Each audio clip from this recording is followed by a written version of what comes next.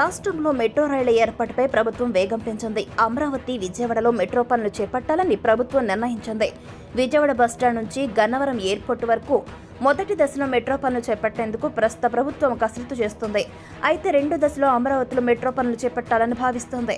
అయితే అమరావతిలో 160 కోట్ల రూపాయలతో సిఆర్డీఏ ప్రధాన కార్యాలయం ఏర్పాటు చేయాలని అధికారులను సీఎం నారా చంద్రబాబు నాయుడు ఆదేశించారు. 3 ఎకరాల 62 సెంట్లలో బిల్డింగ్ నిర్మించాలని సూచించారు. అంతేకాదు మున్సిపాలిటీలకు సంబంధించిన అన్ని విభాగాలు ఈ బిల్డింగ్లో ఉండే విధంగా ప్లాన్ చేయాలన్నారు. అలాగే హ్యాపీనెస్ట్ అపార్ట్మెంట్లను సైతం అందుబాటులోకి తీసుకురావాలని డిసైడ్ అయ్యారు. త్వరలోనే నిర్మాణాలు చేపట్టేందుకు అధికారులు సిద్ధంగా ఉండాలని సూచించారు చంద్రబాబు నాయుడు. కాగా 2014-19లో హ్యాపీనెస్ట్ అపార్ట్మెంట్లు నిర్మించాలని అప్పటి చంద్రబాబు ప్రభుత్వం ప్లాన్ చేసింది. కొన్ని అపార్ట్మెంట్లను కూడా నిర్మించింది.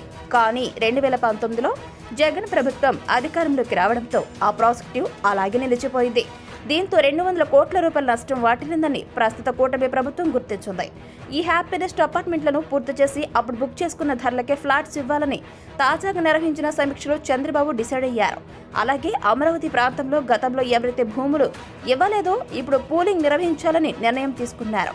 మొదట ఎవరైతే భూములు ఇచ్చారో వారికి తొలి ప్రాధాన్యం ఇవ్వాలని, సెప్టెంబర్ 15 లోపు రాజధాని రైతుల బకాయిలు చెల్లించాలని అధికారులను సీఎం చంద్రబాబు ఆదేశించారు.